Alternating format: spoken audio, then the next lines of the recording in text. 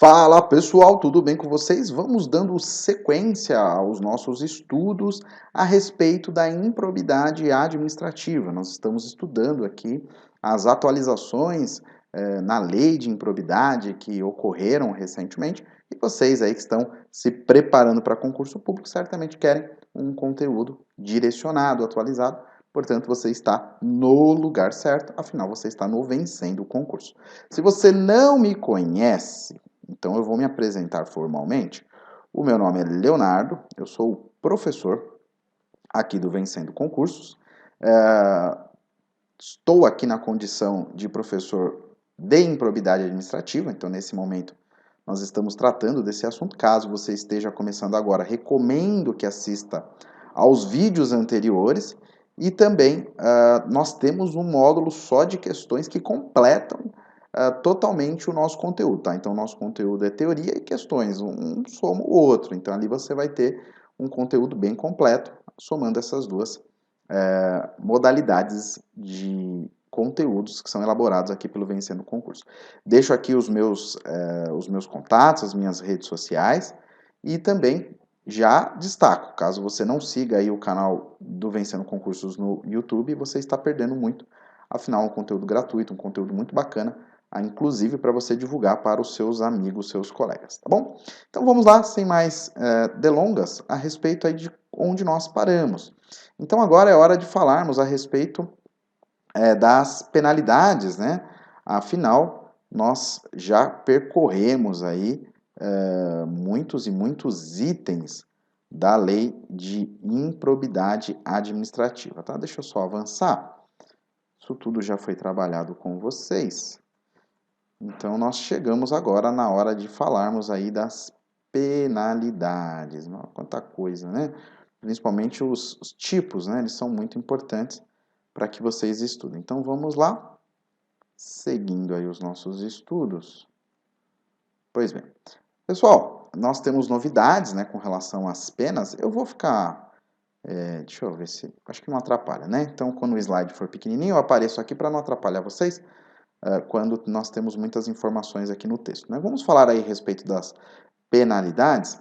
Afinal, como eu mencionei, temos novidades com relação a esse tópico, tá? Um tópico muito importante, cobrado em prova. Então, a gente também é legal destacar para vocês o seguinte, pessoal: quando a gente estuda para concurso público, ontem, inclusive, eu estava dando aula, né? E aí o aluno falou: professor, você não vai falar do artigo 45, parágrafo 3º, inciso 4, eu vi que você pulou, sabe assim?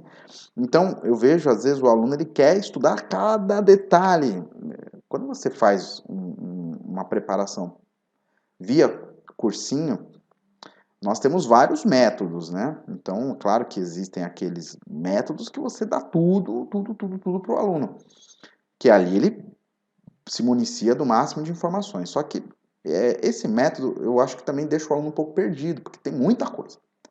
Então, eu falo por mim. Então, por exemplo, eu sou da área do direito. Se eu fosse estudar matemática, por mais que existam operações, técnicas e tudo mais, e o professor vai me municiar, eu gostaria de chegar para esse professor e falar: olha, me passa só aquilo que é importante para a prova.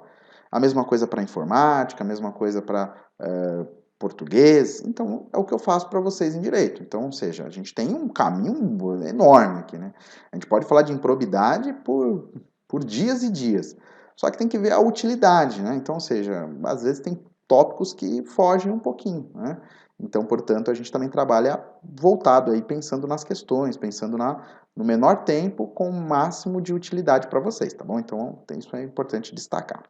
Vamos falar das penalidades, já que é um assunto que é muito recorrente em prova, né? Então, independentemente do ressarcimento integral do dano patrimonial, né? Então, ou seja, o sujeito causa um dano ao erário, ele tem que ressarcir o dano, né? Se efetivo e das sanções penais comuns, né? Ou seja, dependendo do ato praticado, isso gera uma sanção penal, né? Afinal, em alguns aspectos, você tem o crime, né? Às vezes de apropriação indébita, às vezes você tem o crime de furto, às vezes você tem o crime de desvio, de prevaricação, pode ser, enfim, então, dependendo do que houve ali naquela atividade, você, além do aspecto de improbidade, você tem a sanção penal cabível, né? E de responsabilidade civis e administrativa, ou seja, de ter que indenizar por conta daquela circunstância, né? Então, por exemplo, quando eu mencionei para vocês, né? Ah, eu me apropriei de um livro que é da biblioteca da prefeitura. Ah, eu devolvi o livro, tá tudo certo. Não, mas peraí. Será que o livro ficou danificado? Será que não tem que fazer uma restauração? Então, existem análises que são feitas, tá, pessoal? Só para vocês entenderem onde isso pode chegar. Às vezes é um veículo, né? Então não é só ressarcir, né? Tem a questão, muitas vezes, do prejuízo além do que foi só a utilização, né? Aí ele coloca, e também administrativa, porque o sujeito pode sofrer uma advertência, uma suspensão e até mesmo a demissão. Está o responsável pelo ato de improbidade sujeito às seguintes combinações que podem ser aplicadas isolada ou cumulativamente, de acordo com a gravidade do fato, né? Então, ou seja, não é só ressarcir o dano, né? Mas também existem outras situações que serão inseridas, tá? Então, vamos lá, vamos por partes. Nós temos três tipos que estudamos na aula passada, três artigos que estudamos na aula passada, não sei se vocês se lembram, mas nós temos o enriquecimento ilícito, lesão ao erário e ferir, né, os princípios da administração pública. Então, vamos acompanhando. O inciso 1, ele vai falar da questão do enriquecimento ilícito. Então, quando houver enriquecimento ilícito, quais serão as penalidades? Então, ele vai perder os bens ou os valores que foram acrescentados ilicitamente ao seu patrimônio, perda da função pública, suspensão dos direitos políticos até 14 anos, teve mudança, né? Quem já está fazendo as questões deve ter percebido, pagamento de multa civil equivalente ao valor do acréscimo patrimonial, então além da devolução ele tem a multa, né? Senão seria muito fácil, né? Qual é o risco? O risco no máximo eu vou perder o que eu acrescentei, né? Então fica muito fácil, né? Então por isso que tem essa multa civil, já vou até dar um toque para vocês, tem questão que coloca que a multa é penal, tá errado, é multa civil, e proibição de contratar com o poder público ou de receber benefícios ou incentivos fiscais ou creditícios, seja direto ou indiretamente, ainda que por intermédio de pessoa jurídica, que ele seja sócio majoritário pelo prazo não superior a 14 anos, tá? Então isso gera uma boa limitação, tá bom? Daqui a pouco eu vou mostrar para vocês um esquema, né? Agora, se for lesão ao erário, né, quando um terceiro se beneficia, aí você vai ter a perda dos bens, os valores acrescidos ilicitamente ao patrimônio, se ocorrer essa circunstância, né, porque às vezes a questão é patrimonial, perda da função pública, e aqui já temos uma diferença, ó, suspensão dos direitos políticos por até 12 anos. Então, vejam que o legislador entende que enriquecimento ilícito é um pouco mais grave que lesão ao erário, né? Então, afinal, na lesão ao erário é um terceiro, no enriquecimento ilícito é o próprio agente que se beneficia. Então, portanto, a lei pegou mais pesado com o agente, dando ali uma suspensão de até 14 anos. Aqui são 12. Pagamento de multa civil igual, equivalente ao valor do dano, e proibição de contratar com o poder público ou de receber benefícios ou incentivos fiscais ou creditícios, direta ou indiretamente, ainda que por intermédio de pessoa jurídica do qual seja sócio majoritário, pelo prazo não superior a 12 anos. Então, aqui também tem uma diferença, né? O anterior, ele fala 14, 14, e aqui fala 12, 12. Perceberam? Então, a gente sempre foca na diferença. Afinal, é em cima disso que às vezes a banca costuma trabalhar, tá bom? E agora aqui na hipótese do artigo 11, né, que seria ferir os princípios da administração pública, vejam que há pagamento de multa civil de até 24 vezes o valor da remuneração percebida. Então aqui não estamos falando de um dano e a multa é baseada nesse dano, é baseado na remuneração, tá? Então já muda essa situação. E também proibição de contratar com o poder público ou de receber benefícios, incentivos fiscais ou creditícios, direto ou indiretamente, ainda que por intermédio de pessoa jurídica, do qual seja sócio majoritário, pelo prazo não superior a 4 anos. Então também há uma diferença. Vejam um detalhe mega, mega importante. Vocês já perceberam a diferença? O que não tem quando fere os princípios da administração pública? Não tem suspensão dos direitos políticos, tá? Então fiquem atentos, porque aqui não houve a questão de inserção de suspensão dos direitos políticos. Então essa é uma boa diferença.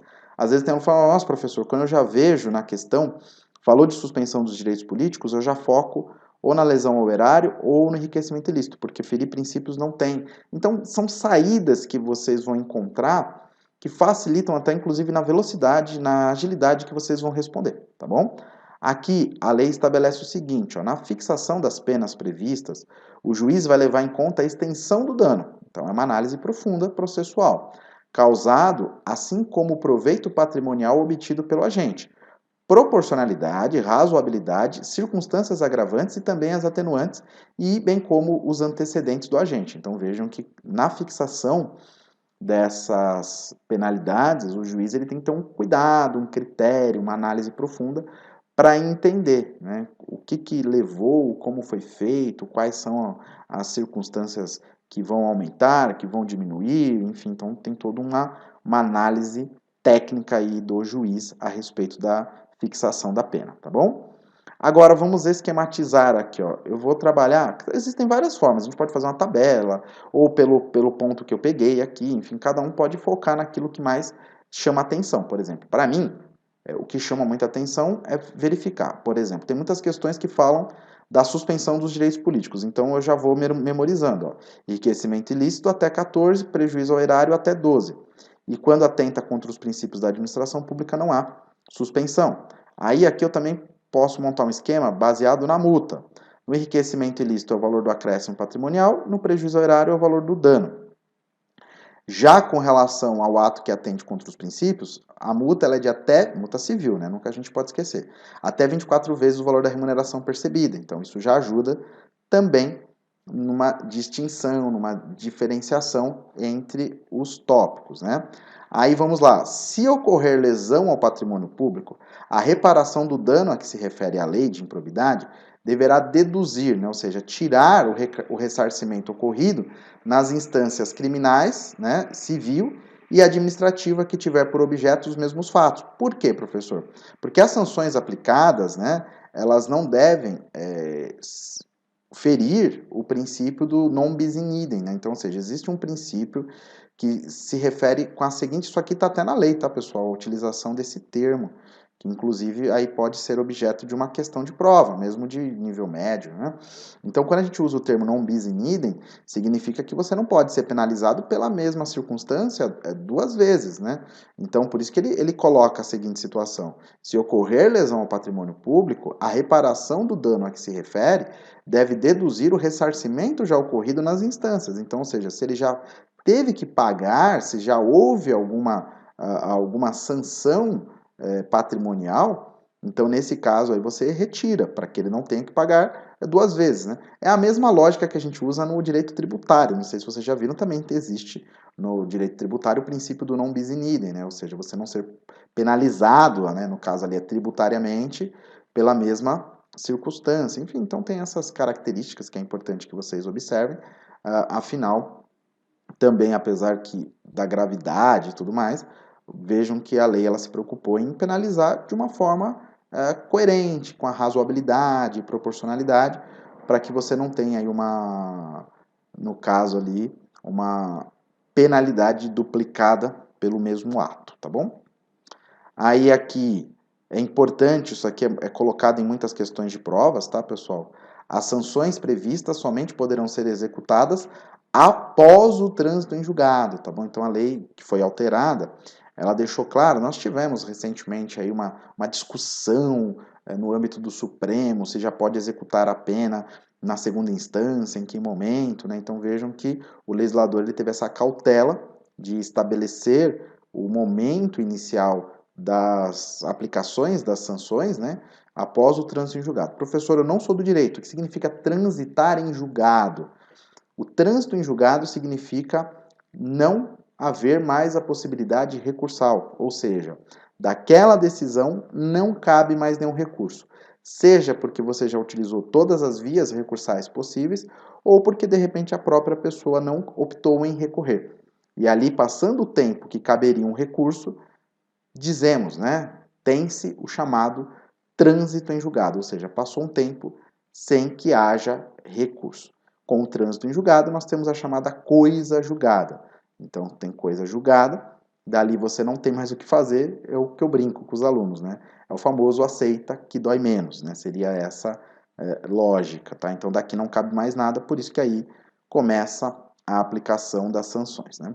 E aí, para efeito de contagem do prazo da sanção de suspensão dos direitos políticos, computar-se-á grifem aqui, ó, retroativamente, o intervalo do tempo entre a decisão colegiada e o trânsito em julgado da sentença condenatória, né? Então, para começar, porque se vocês lembrarem, quando nós falamos de enriquecimento ilícito, são 14 anos, né, de suspensão de direitos políticos, né, até, e quando são os casos de lesão ao erário, até 12 anos. Então, quando é que começa a contagem? Isso é muito perguntado em prova. Ah, é a partir do trânsito em julgado? É a partir da sentença? Em que momento, né?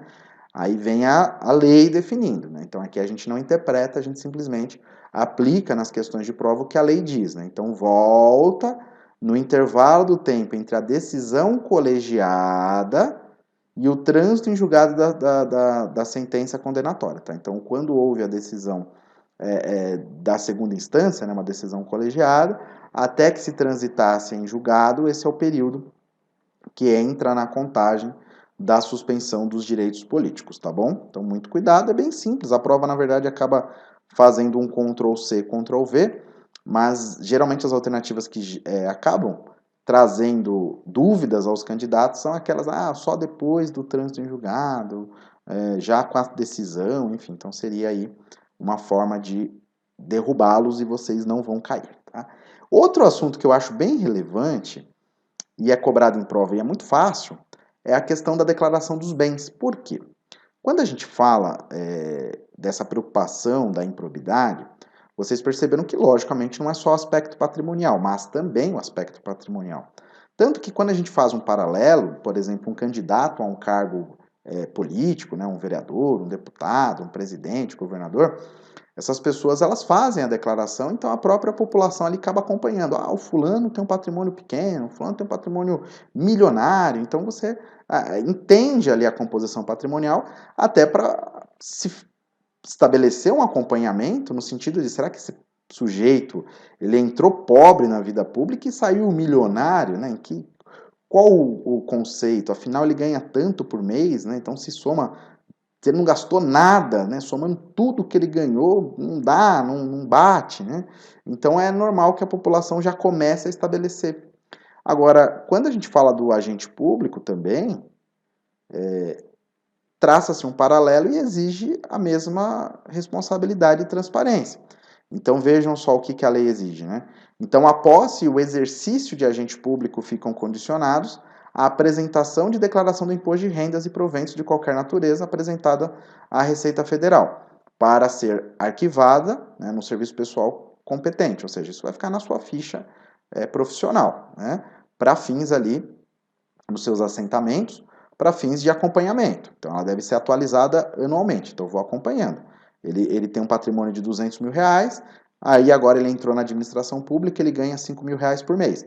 Quanto é que ele vai ter no final do ano que vem? Então, se ele ganha 5 mil, você teve um acréscimo no máximo de R$ 60.000. Aí ele vai apresentar uma declaração, R$ 300.000 o patrimônio dele no mês seguinte, no ano seguinte. Peraí, não está muito consistente. Será que ele tem uma atividade paralela? O que ele desenvolve? O que gerou esse acréscimo maior do que ele ganha aqui? Então, são análises, né? E se ele não apresenta essa declaração, que eu já fui direto ao assunto, a pergunta de prova é o que ocorre. E aí vocês vão ver de todos os tipos. Ele fica sem receber os seus vencimentos. Ele toma uma multa, ele toma uma advertência. Não, olha a gravidade, pessoal. Isso a galera que não estuda erra fácil, né? Então, será penado com a pena de demissão, sem prejuízo de outras sanções, o agente que se recusar a prestar declaração dentro do prazo estabelecido ou ainda que apresente uma declaração falsa. Então, vejam como isso é grave, é muito delicado. Afinal, a lei é de improbidade, ou seja, você está sendo desonesto com a administração pública, portanto, tem todo um contexto, né? Então, a gente estudou aqui os aspectos penais, né? Os pontos que geram as sanções, e também o aspecto patrimonial. Lembrando que, rapidinho, nós temos 3 hipóteses, né? Então, ou seja, lesão ao erário, enriquecimento ilícito e princípios da administração pública, cada qual traz penas específicas, né? Então, só a diferença, quando é enriquecimento ilícito o agente, a penalidade é maior no que se refere ali à suspensão dos direitos políticos até 14 anos. Quando nós estamos falando do enriquecimento, do lesão ao erário, perdão, aí já são 12 anos, e quando nós falamos de ferir princípios da administração pública, não há suspensão de direitos políticos. Mas há a questão da multa civil, que pode ser 24 vezes aí a remuneração percebida, e nos demais a multa ela é atrelada, no caso do lesão ao erário, à lesão, e no caso do enriquecimento ilícito, a multa é atrelada ao acréscimo patrimonial. Então, são análises que vocês vão fazendo para começar a enxergar a diferença entre esses pontos, que são muito, mas muito cobrados em prova, e no final não é tão difícil, né? Então, eu montei um tipo de esquema para vocês. Talvez vocês queiram, professor, uma tabela vai bem. Não, professor, eu falo, então comecem a criar. Eu sempre falo para o aluno que ele tem que ser protagonista do estudo dele.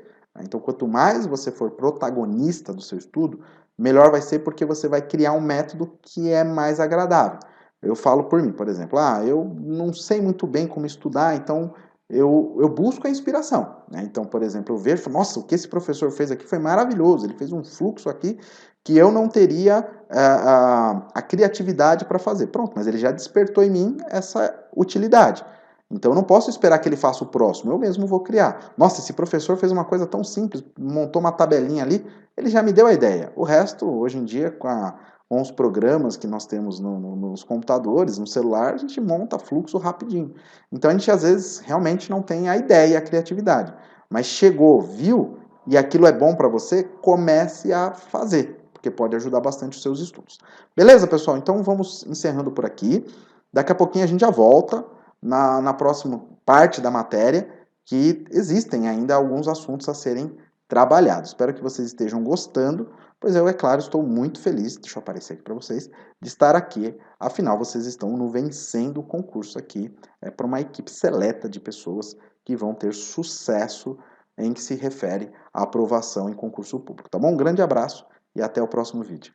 Olá, tudo bem com você? Você acaba de assistir a uma aula, ou uma parte das muitas aulas que nós temos aqui no curso preparatório Gabaritando Câmara de Diadema para o cargo de assistente legislativo 1 e 2. Olha só, gente, concurso sensacional, paga-se muito bem, quase R$ 4.000 só de salário fora benefícios, e você não pode ficar fora dessa, né? Além do que tem muitas vagas aí. Bom, é o seguinte, nós aqui do Vencendo Concursos montamos o curso online preparatório. Você assistiu uma aula, se chegou até aqui é porque gostou, e se gostou, continue, porque eu tenho um recado importante para te passar.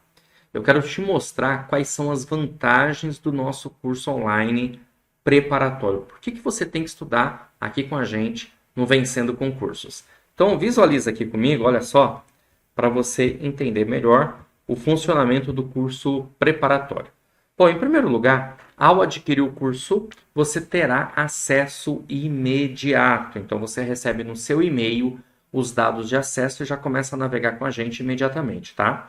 Você vai ter no curso acesso ilimitado. Poderá assistir às aulas quantas vezes você quiser durante um ano. Olha que maravilha. Por quê? Porque o curso acaba servindo de base para outros concursos. Você vai ter no curso Teoria e Questões Comentadas. Aliás, centenas de questões comentadas pelos nossos professores. E material em PDF das aulas, tá bom? Então, nós pegamos todos os slides aí que os professores utilizaram para gravar as aulas e transformamos em PDF para ficar mais fácil para você, certo? Estamos com uma promoção super especial de lançamento. Olha isso, gente. De R$ 497 por apenas R$ 297 ou 12 vezes de R$ 29,65. Pessoal, me fala uma coisa, o que você paga com R$ 29,65, hein? Não dá nem para comprar uma pizza hoje em dia, não é verdade? Então, se você economizar uma pizza por mês, você paga o curso preparatório.